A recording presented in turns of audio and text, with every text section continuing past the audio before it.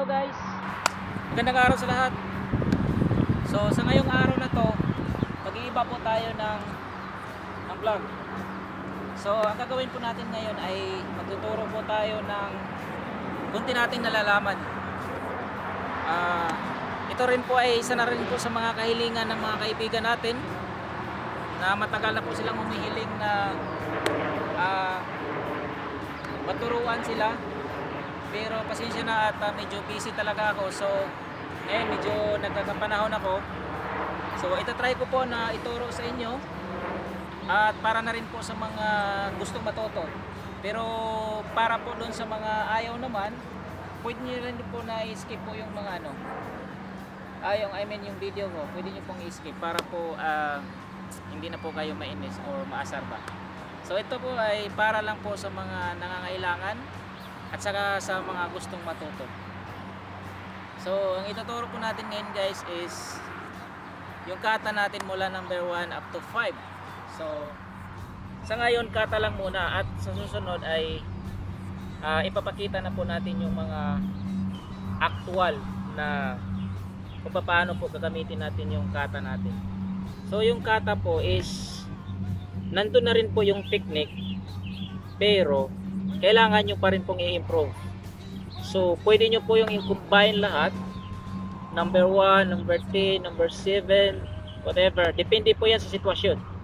So ito po yung kata natin is para lang po ito pagsasanay sa ating mga muscle at saka sa mga galawan natin, para ito po ay magiging instinct natin.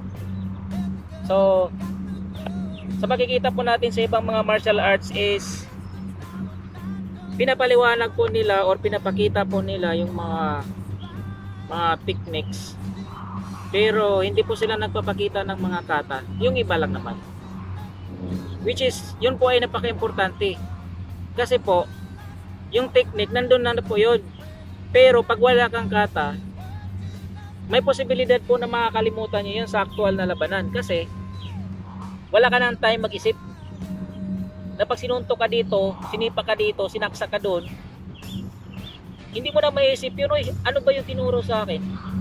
Ano ba yung gagamitin ko para dito? So wala ka na pong time para mag-isip po sa actual na labanan.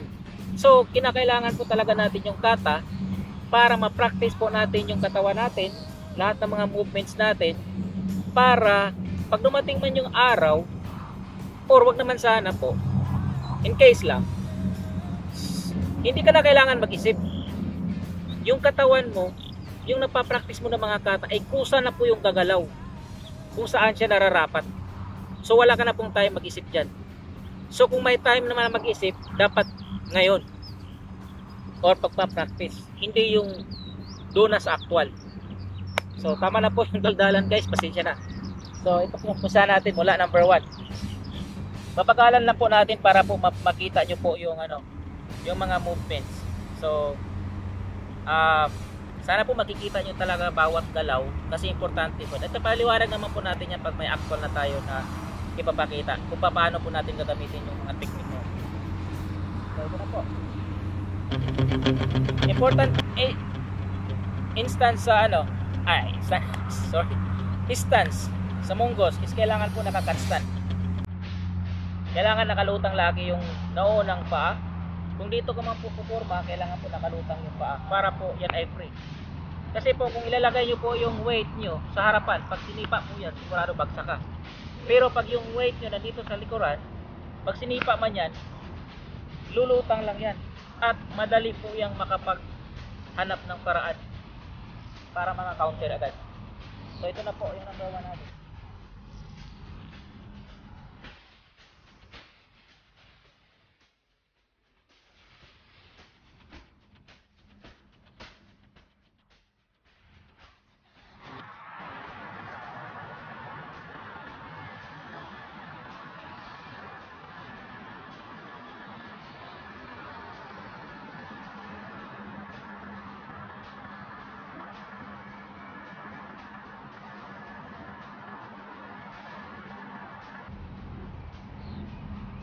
Number 2.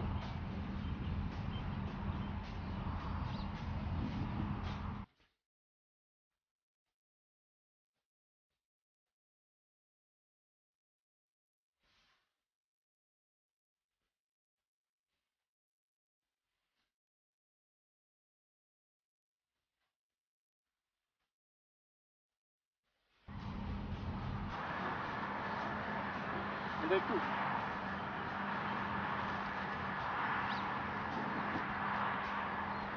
Number 3.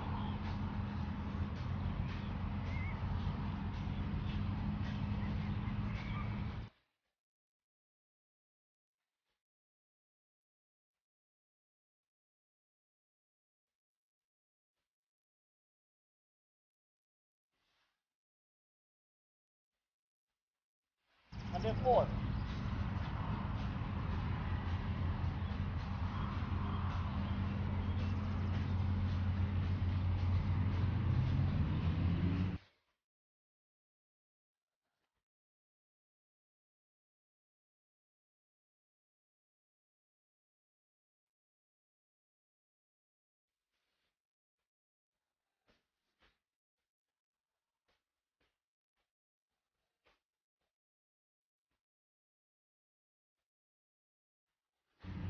Number 5.